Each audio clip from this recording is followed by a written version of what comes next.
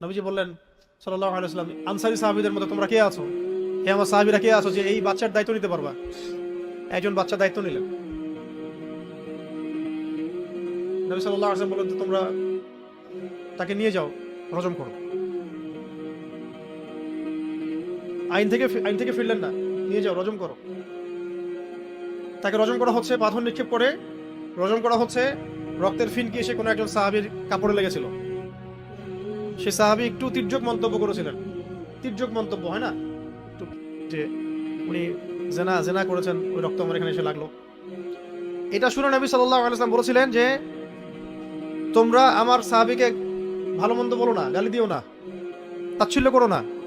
শুনে রাখো, এই নারী সাহাবী অন্যায় করার পরে যে পরিমাণ তওবা করেছেন, এই তওবা যদি পুরা মদিনার মধ্যে বন্টন করে দেওয়া হয়, কম হয়ে যাবে।